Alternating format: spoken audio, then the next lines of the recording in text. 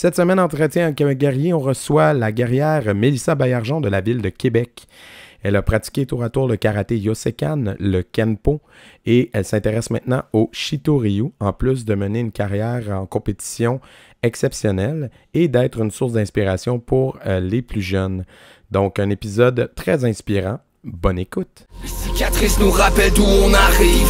Les combats qu'on doit livrer quand le destin chavire. Guerrier, on fera ce qu'il faut pour la famille. Cœur de lion, œil de tigre, on a la paix dans la mire. The battles are never ending, I know. But we will get up and get on with the fight. And we'll do whatever for what is right.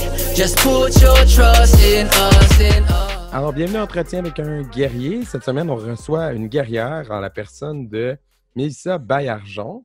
Bonjour Mélissa, ça va bien? Bonjour, oui. Merci d'avoir accepté de venir au podcast. Ça fait longtemps qu'on espérait pour vrai de réussir à t'avoir sur le show. Puis on a eu un de tes élèves. Puis de toute façon, tu sais, Jérémy te connaît. Moi aussi, j'avais déjà entendu ton nom souvent. Fait que on avait hâte de te parler puis de pouvoir parler de ton parcours avec toi. Peux-tu nous, juste pour le bénéfice des auditeurs qui ne te connaissent pas, nous replacer un peu d'où tu viens puis à quel moment les arts martiaux sont arrivés dans ta vie là, pour toi? Moi, je viens de la ville de Québec. Okay. J'ai commencé le karaté à 10 ans, ça veut dire en 2008. Okay. J'ai commencé en Yosekan à Le Bourgneuf, avec Steve Dorin. Puis, tu as fait du Yosekan pendant combien de temps? Jusqu'en 2014. OK. Ouais, j'ai eu ma ceinture noire. OK. Puis, c'est ça. Après la première année que j'ai fait du Yosekan, vu que l'été, il n'y avait pas de karaté, vu que c'était des loisirs, ben j'ai décidé de commencer le Studio Uni. OK. Parce que c'est une entreprise privée. Donc. Ouais, OK. Fait que le premier dojo où tu allais était comme dans un genre de centre communautaire ou quelque chose. Fait qu'il n'était pas à l'année. OK. Je comprends. Puis, ça t'a pris de 2008 à 2014 à avoir ta Black Belt? Oui, en Yosekan. OK. Mais, puis t'as commencé Studio Uni entre-temps ou après en 2014?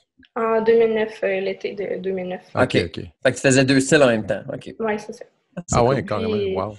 J'ai eu ma ceinture noire en Studio Uni en juin 2013. OK, cool. Nice.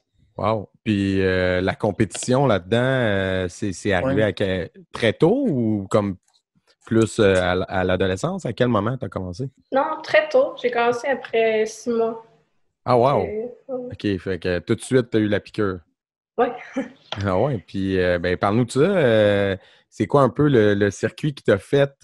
Parce que là, pour tout le monde qui fait de la compétition, c'était qui? En tout cas, moi, dans mon entourage, si je dis Mélissa Baillargeon, ça inspire tout le monde. Là. Tout le monde le sait, tout le monde t'a déjà vu, tout le monde est impressionné. Donc, explique-nous, là, parce que tu sais, t'as quoi, 22 ans? Là? Donc, oui.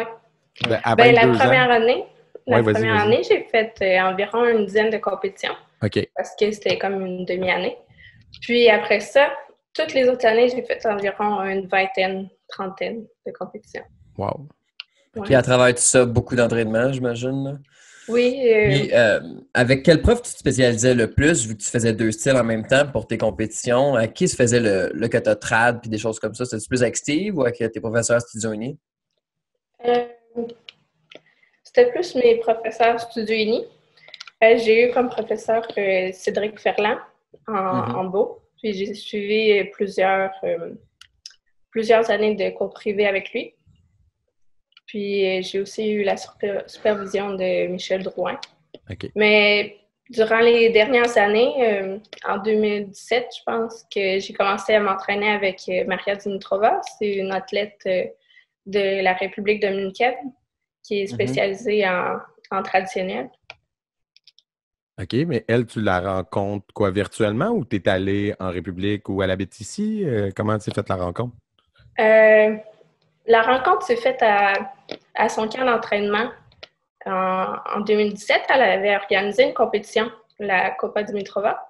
Puis moi, j'y étais pour la compétition. Puis ensuite, j'avais une semaine avec elle d'entraînement.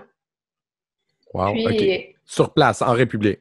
Oui, sur place. Ah, Wow, Puis très depuis cool. ce temps-là, c'est devenu ta mentor en traditionnel. C'est ça. Ensuite, en janvier 2018, là, j'ai arrêté le cégep pour faire un 2 ans intensif de karaté. Oh, wow, Puis, nice. pendant ces 2 ans-là, j'ai fait environ 8 à 10 entraînements avec elle sur place là-bas. OK. Mais là, C'était toutes les une semaine. ça veut dire que depuis 2018, tu te consacres à temps plein au karaté? Ben, depuis l'hiver 2020, j'ai recommencé l'école. Mhm. Puis, je suis rendue au baccalauréat en intervention sportive. OK, C'était cool. quand même, c'était quand Ouais. même un bon timing, sans le savoir, avec le COVID. Tu sais, Oui. t'as pris l'année de break quand il n'y a pas de compé. Ou ben non, c'est virtuel. Tu sais. Ouais. Fait Ouais. que- Ben, maintenant, je fais des compés virtuelles. Mhm. C'est quand même des bonnes compés. Il y a du calibre, pareil. Il y a Ouais, du c'est calibre, ça. puis le stress, il est différent. Tu sais, moi, Ouais. il y en a qui disent tu peux faire le nombre de vidéos que tu veux. Oui, mais si tu te plantes 4 fois, le 5e kata, il n'est pas à 100% comme le premier, là, tu sais. C'est ça. Mhm. Fait que, Parce qu'à chaque fois, tu vas donner ton maximum. Ouais, exact. Exact. C'est ça. Tu vas jamais filmer ton truc en disant je vais donner à une moitié de performance cette Mhm. fois-ci parce que de toute façon, je peux le reprendre. Ben non, tu veux que ça soit la bonne. Tu sais. Mhm. Fait qu'il y a- C'est sûr il y a- qu'il y a le plancher qui peut aider. Mhm. Des fois, on arrive en compétition, puis les surfaces sont glissantes. Ben là, c'est à notre dojo, puis tout est beau. Ouais, puis t'es dans ton environnement. Tu Ouais. connais la place. Il y a un stress qui est pas là, qui est là en compétition aussi. Ça, c'est Ouais, sûr. mais il y a aussi de la pression qu'il n'y a pas. Tu sais, le Ouais, monde absolument. qui sont là, Ouais. puis que Exact. le petit 10% là, de Wow, Ouais. il manque ça. Ouais. Ouais, mais ça l'a aidé un peu mes élèves Ouais. à moins stresser puis à mieux performer. Peut-être que ça va les aider plus tard à mieux évoluer. Mais là, tu disais que tu avais fait comme des 20 compétitions, 30 compétitions par année. Ça veut dire que tu as vu beaucoup de pays. Tu as été dans combien de pays à date? Ben, je sais pas. Là. Non? T'as arrêté de En compte. compter? Mais moi, j'ai une question, c'est est-ce que tu trouves que les compétitions ici, exemple de Québec Open, Cobra, des choses comme ça, c'est des compétitions vraiment tight, bien organisées versus les compétitions à travers le monde? Ou, tu sais, des fois, le temps d'attente, les choses comme ça, tu sais, quand il y a des Ça se choses, ressemble, là, dans le fond? comment tu trouves le système québécois? Est-ce que ça roule bien? Puis... C'est bien organisé ici Ouais. au Québec. J'ai fait des compétitions en Ontario, puis c'était pas autant tight au niveau du temps. OK. Mhm. Ici, ça roule tout le temps bien. Mhm. Puis tu as vu le calibre aussi à l'international versus le calibre quand tu viens dans des tournois ici. Est-ce que le calibre est quand même intéressant selon ta perspective, là, tu sais? Local versus international. Tu sais, je comprends qu'il n'y a pas tout le monde, mais quand tu es ici, est-ce que tu as encore du challenge? Parce que là, tu sais, Oui. je veux dire, tu accumules les titres. Là. C'est encore trillant pour toi d'être à la maison? Oui. Oui. Moi, les compétitions, pourquoi je continue à les faire encore? Même si je vois beaucoup de monde qui disent que je fais NASCA puis je fais pas d'autres compétitions à Québec. Mm-hmm. Pour moi, ça s'applique pas parce que je veux pareil m'améliorer. Mm-hmm. Puis, c'est pas juste en s'entraînant qu'on va s'améliorer, c'est en pratiquant vrai. Mm-hmm. Mhm. C'est pour ça que je continue à les faire pareil. Puis, On voit tout le temps, nous autres, dans nos compés. Là. Ben oui. Oui, j'aime ça faire toutes les sortes de compétitions. Puis les compétitions à l'international, c'est vraiment un autre stress, je dirais. Ouais. Pour moi, Parce que c'est que l'aréna est vraiment plus grande, puis les tatamis sont comme le double. Mhm. Donc, moi, quand j'arrive là-dessus, je suis un peu comme perdue. Parce que quand on fait un kata, on vend notre performance aux juges. Ouais. Puis, avec une distance plus grande, c'est vraiment plus dur. Il faut peut-être, en mot de comédien, là, il faut que tu joues gros. Là. Ça veut dire que ta performance, as-tu l'impression que ça joue sur la façon que tu vas performer ton kata versus dans une salle qui est dans un gymnase qui est plus petit? Ah oui. Ah ouais, oui. Grosse différence. Moi, je dirais que j'ai pas encore été capable de livrer ma meilleure performance. Ah ouais, elle est encore à venir, ta meilleure? Ouais. Ben, c'est un bon thinking. C'est tout le temps à refaire, puis tu pour ça que je dis qu'il faut avoir beaucoup de compétitions comme expérience parce que c'est à chaque fois que tu vas sur le tatami, il faut que tu t'améliores. Ouais. Mais surtout quelqu'un, je pense, traditionnel, créatif, parce que, tu sais, Open, je pense que le best of age, c'est dans dizaine, vingtaine. T'sais, après ça, trentaine, tu peux encore faire des moves, mais tu peux te blesser, là, tu sais, puis tu reprends plus après ça. Traditionnel, tandis que ton meilleur age, c'est genre quand t'es fort, puissant, 20, 30, début quarantaine encore, tu sais, fait comme ta meilleure performance peut être fin trentaine, tu sais, rendu là, quand tu as beaucoup d'expérience, de force, puis tu vas connaître ton corps, le balance, tout ça, là, tu sais. Ben, la championne du monde, elle a quoi, presque 40 ans. Ouais, exact. Elle faisait kata depuis comme 25 ans, là, tu sais, ça c'est...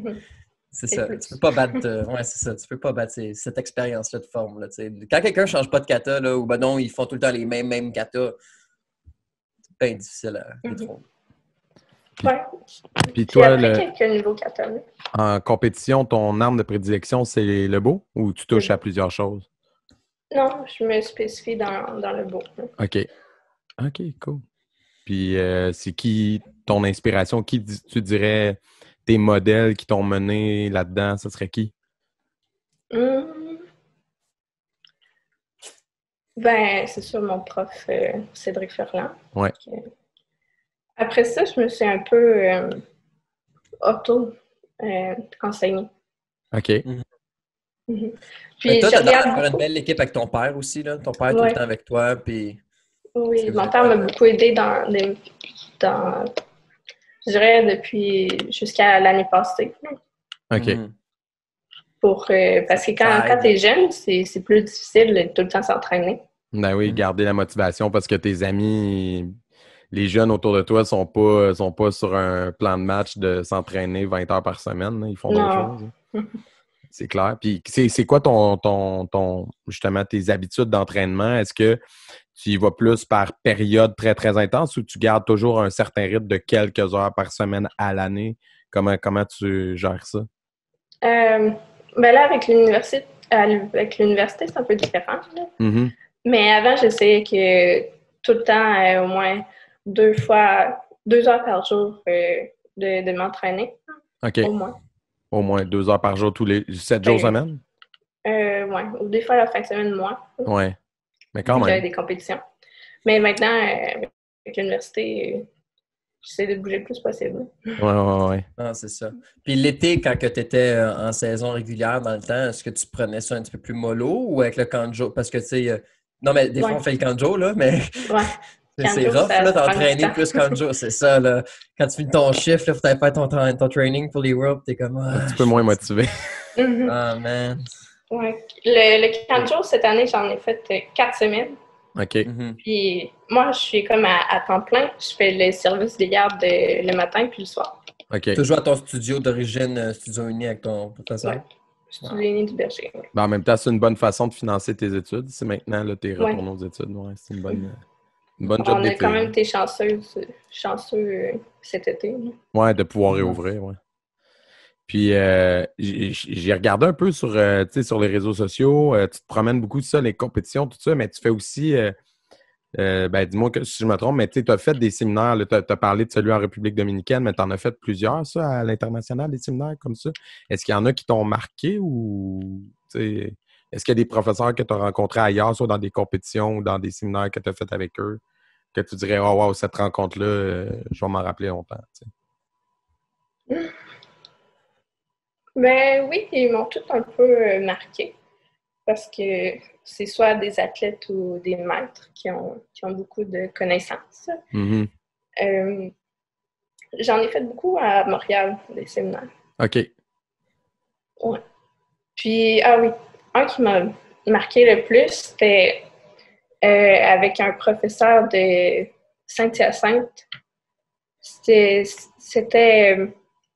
après ça, il est devenu mon professeur de biomécanique. Lui, il est comme maître du style Shotokan. OK. C'est comme le haut placé du Shotokan au Canada. OK. Puis, il m'a beaucoup aidé au début de 2016 à clarifier tous mes mouvements. OK. Pour que c'est ça, que je sois clean. Dans tout ce que tu fais. Parce que là, dans le fond, dans les catégories, juste pour qu'on démêle ça là, pour le monde qui écoute, là, dans le fond, dans les catégories que tu fais des catégories kata trad qui sont des kata de Kenpo vu que tu étais à Studio Uni, mais là, maintenant, tu fais du classical pour ça, le prof de Shotokan ou juste pour comprendre? Oui, ben là, je fais du classical. C'est les katas japonais. Ouais. Mais j'ai jamais vraiment beaucoup fait de hardstyle. OK. Je faisais plus les katas japonais. OK. Tu étais dans le classical déjà à la base, toi.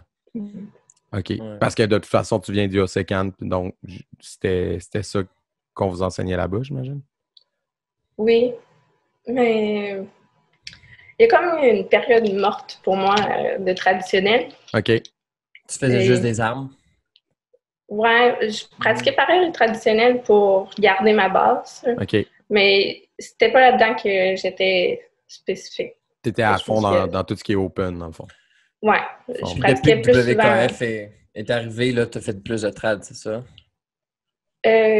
Genre, quand les Olympiques, genre 2016, ça a été annoncé, Tokyo, tout ça, me semble que c'est... Puis la catégorie est arrivée. Ouais. Ben, non, c'est un peu avant. Parce que j'ai participé quand j'étais ceinture de couleur, je pense ceinture brune, j'ai participé à une compétition de WKF pour la première fois. Puis c'est là que ça m'a ouvert les yeux qu'il y a un autre monde. Et moi, je connaissais pas les ceintures rouges ou bleues. J'en avais pas quand j'étais là. Ouais. Fait que j'ai vu qu'eux autres, ils étaient beaucoup meilleurs en traditionnel. Fait que j'ai dit, bon, ben pourquoi pas me spécialiser là-dedans. OK. Fait que là, t'as été attiré par ça à partir de ce moment-là. T'as voulu pousser plus ce côté-là. C'est ça. Puis après ça, j'ai découvert que c'était beaucoup plus gros l'organisation au niveau mondial. Il y a un circuit de, je pense, 6 ou 7 compétitions, excluant les mondiaux. Puis c'est un sport gouvernemental, celle-là. Fait que tu peux avoir des... Oui, il y a de la subvention pour quand tu veux être athlète à temps plein. Dans le top. Oui, c'est ça. Puis là, c'est quoi tes... Est-ce que c'est ça que tu as fait? Ouais? C'était ça ta question, Jay? Oui. Ouais. Ben, ce niveau-là est beaucoup plus dur. Ouais.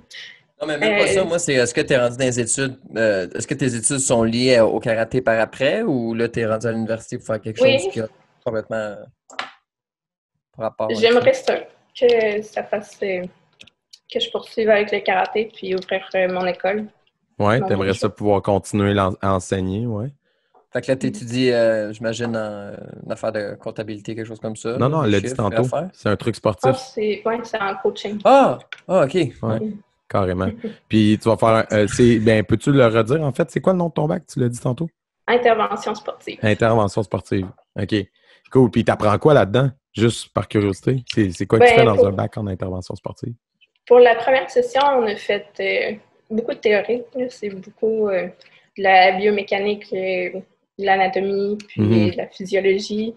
On a appris aussi comme la base de c'est quoi un bon intervenant. Puis on a appris les systèmes sportifs québécois. Ça, c'est assez intéressant parce que j'avais aucune idée de m'en aller là-dedans. OK, donc, tout ce qui est, mettons, les organisations, les associations, les fédés, tout ça? Aussi, cool.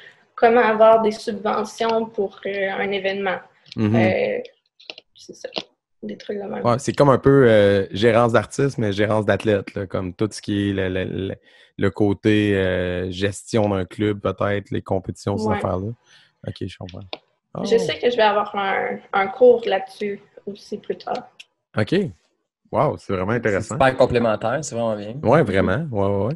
Puis, c'est ça. Tantôt, je te posais la question, c'était qui tes modèles, tout ça, parce que, tu sais, dans le fond, pour que ton nom ressorte, ça veut dire que pour un autre jeune, en tout cas pour au moins une personne qu'on a rencontrée, t'es un modèle.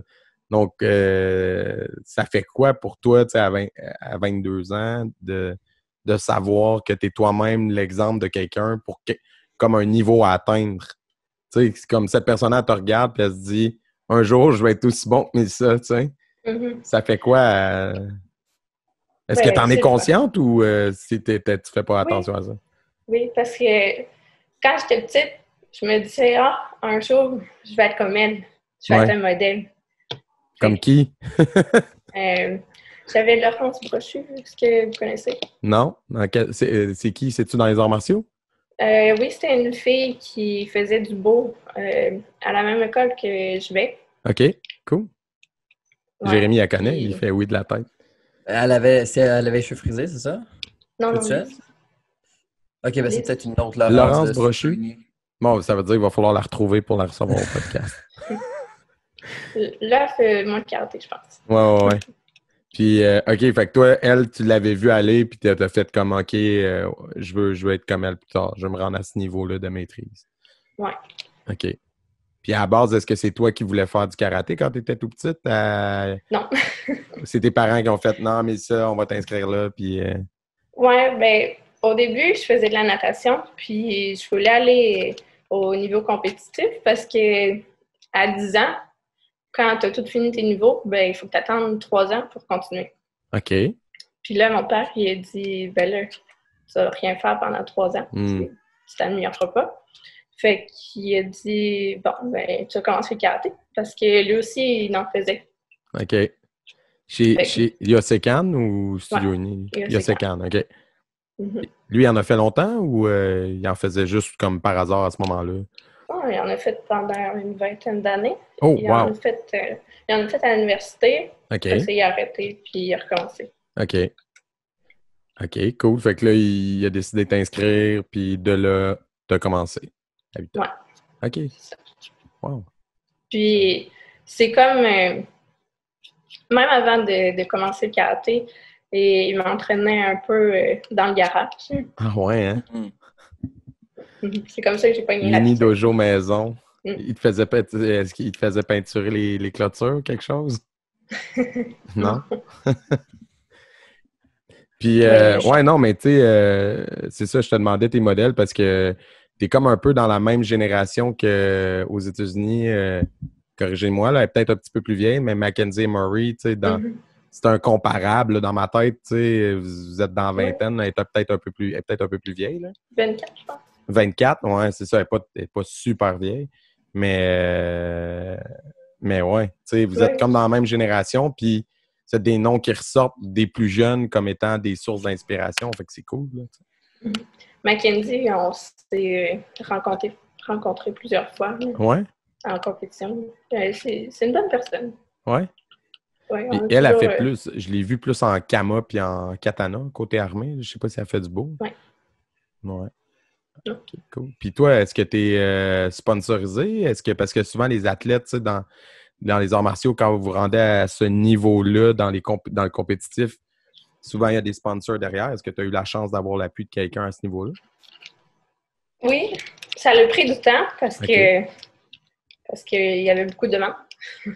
Ah ouais, OK, il fallait que tu choisisses? Ouais. OK, wow. Sauf que j'en attendais un. Mais okay. il est parlé, mais c'est pas grave. Paul? Je suis sponsorisée par Team Mac. OK. Michael Page. OK, cool. Puis, OK, ça fait que là, tu es avec Team Mac maintenant, là, au jour d'aujourd'hui. Ouais. OK. Fait que ça t'aide à pouvoir faire les circuits, puis payer les compés, puis les frais, puis tout ça. OK. Puis est-ce que tu as une job en plus de ça? Parce que là, tu es aux études, tu fais du karaté. Est-ce que tu as besoin de travailler en plus? Est-ce que tu as le temps? Oui, mais je donne des cours privés ben oui, j'avoue. tout le temps. J'avoue. C'est une belle job étudiante, ça. Ouais. Enseigner le karaté. Cool. Ben, j'ai été chanceuse de pouvoir faire ça. Ben oui, clairement. Puis il doit y avoir de la demande en plus. Oui, plus cette année, je trouve. Ah ouais, ben c'est clair, parce que là, on peut juste faire ça des privés, fait que ça 40 jours, cours privé. Puis... Ouais, dans le fond, tu fais comme un propriétaire, sauf que tu n'as pas encore 2 jours. C'est peut-être un peu tôt, 22 ans, pour ça. C'est en affaires. Ouais, ben de toute façon, si tu es aux études, prends le temps de finir. Fais pas comme Jérémy. Moi, j'ai ouvert mon 2 jours les 17, mais tu sais, plus. Parce que tu sais, moi, je savais pas quoi faire après ça. Puis la compétition, moi, j'avais fait le tour. Tu sais, j'ai décidé d'ouvrir mon 2 jours après. Puis aujourd'hui, je retourne en compé avec mes élèves, puis là, c'est malade. Là, mes élèves sont rendus au niveau des Worlds. Là, c'est cool. Ouais. Là. Mais de toute façon, les études que tu fais, moi, je vois pas ça comme si tu prenais une parenthèse du sport. T'es Ah non, c'est ça. dans le bain à temps Mhm. plein. Fait que c'est super pertinent, puis ça va vraiment juste t'aider après en tant Ouais. qu'enseignante. Là. J'essaye de l'appliquer sur moi aussi. Ben oui, c'est clair. En tant qu'athlète, en tant qu'enseignante, les deux, c'est super pertinent, ouais, c'est clair. Oui, ça fait 6 ans que j'enseigne. Fait que j'ai un peu d'expérience. Puis, t'aimes ça? Ouais. Parce que Oui. tu parles d'ouvrir ton Oui. école, donc j'imagine que tu as eu la piqûre. T'as-tu vécu des moments où tu te disais Wow, je suis content d'être ici, tu sais, mettons un élève, un moment, une compétition que peut-être un élève qui t'a surpris ou que tu t'attendais pas à ce qu'il gagne, puis là, wow, il t'a tellement impressionné, puis il est allé chercher un résultat hors de vos prévisions, mettons?